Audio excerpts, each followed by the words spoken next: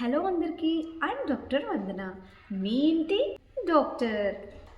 ఈ తమ్నైల్లో రాసిన విధంగా షుగర్ టెస్ట్కి వెళ్ళే ముందు మేజర్గా చాలామంది చేసే రెండు తప్పుల గురించి మనం మాట్లాడుకుందాం.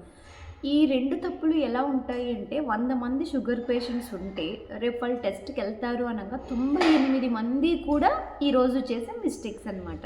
సో మరి ఏమాత్రం లేట్ చేయకుండా వాటి గురించి మాట్లాడుకుందాం.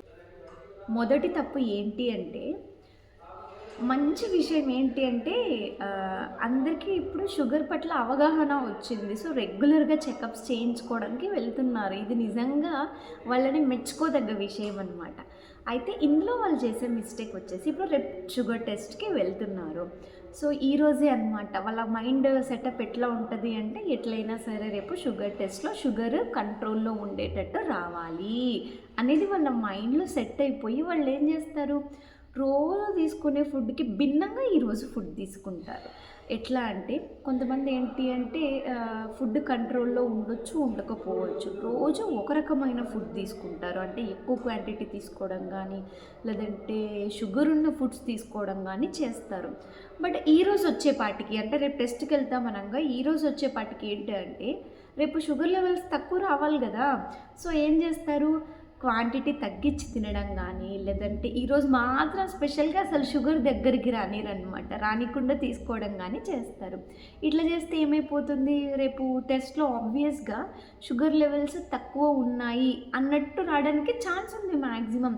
సో నేను చాలామందితో విన్నాను ఇది. ఎందుకు ఈవెన్ క్లోజ్ ఫ్రెండ్స్, రిలేటివ్స్, ఫ్యామిలీస్లో కూడా నేను చూశాను. రేపు టెస్ట్కి వెళ్తారు అనగా ఈరోజు నేను తక్కువ తింటాను, రేపు టెస్ట్ ఉంది అని చెప్తూ ఉంటారు. సో ఇది కరెక్ట్ అయిన పద్ధతి కాదు. ఎందుకు అంటే, ఇప్పుడు మీరు ఏమైనా రేపు ఎగ్జామ్కి వెళ్తున్నారా, మంచి మార్క్సే రావాలి, తక్కువ మార్క్స్ వస్తే కెరియర్ లాస్ అవుతుంది అనుకోవడానికి లేదు కదా. సో జనరల్గా మీరు పరిగడుపున వెళ్తారు, పరిగడుపున వెళ్ళి రక్తం ఇచ్చేస్తారు, మళ్ళీ రిటర్న్ వచ్చేసి ఒక మంచిగా ఏదైనా టిఫిన్ తినేసి తర్వాత మళ్ళీ వెళ్తారు, వెళ్ళి అప్పుడు మళ్ళీ ఇంకొకసారి రక్తం ఇస్తారు. సో ఇది పరిగడుపున తిన్న తర్వాత చేయించుకునే టెస్ట్లు అనమాట. జనరల్గా ఈ టెస్ట్లో ఏంటి అంటే, మీరు 24 to 36 అవర్స్ ముందు తిన్న ఫుడ్, అంటే ఆ ముందు రోజు కానీ అంతకు ముందు రోజు కానీ తిన్న ఫుడ్ యొక్క ప్రభావమే ఎక్కువ ఉంటుంది ఇట్లా వచ్చి రిజల్ట్లో.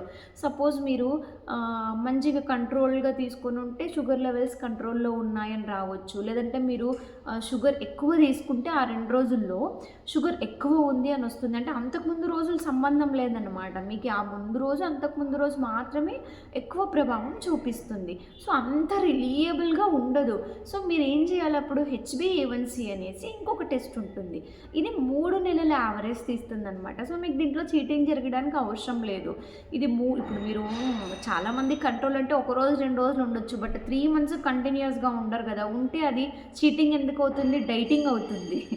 సో మీరు అలాంటప్పుడు ఏం చేస్తారంటే HbA1c చేయించుకోండి, మీకు కరెక్ట్ రిజల్ట్ వచ్చే అవకాశం ఉంది. దాన్ని బట్టి కూడా మీ డాక్టర్ మీకు డోస్ అడ్జస్ట్మెంట్స్ చేస్తారు.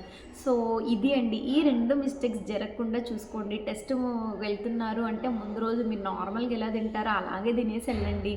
అండ్ HbA1c కూడా చేయించుకోండి. ప్రతి ఇంట్లో షుగర్ ఉన్న వాళ్ళు ఇప్పుడు ఖచ్చితంగా ఉన్నారు. అండ్ 30s 35 ఏజ్లోనే స్టార్ట్ అవుతుంది. సో ప్లీజ్ అందరూ చేసే మిస్టేక్స్ నేను చూస్ చేసుకున్నాను. చాలామంది వీడియో చూస్తున్నారు కానీ షేర్ చేయట్లేదు. నా సిన్సియర్ రిక్వెస్ట్ ఏంటంటే, 10 మంది వీడియో చూసినా చాలండి, కనీసం 2-3కి షేర్ చేయండి. ఈ వీడియో వల్ల 10 మందికి ఇది యూజ్ అయినా కూడా మంచి విషయమే కదా. సో ప్లీజ్ కొంచెం ఓపిక తెచ్చుకొని do share this video. And నా ఛానల్ ఇప్పటికీ ఎవరైనా సబ్స్క్రైబ్ చేసుకోకపోతే సబ్స్క్రైబ్ చేసుకోండి. ఇలాంటి మంచి మంచి టిప్స్తో మేము ముందుంటాను. Bye bye.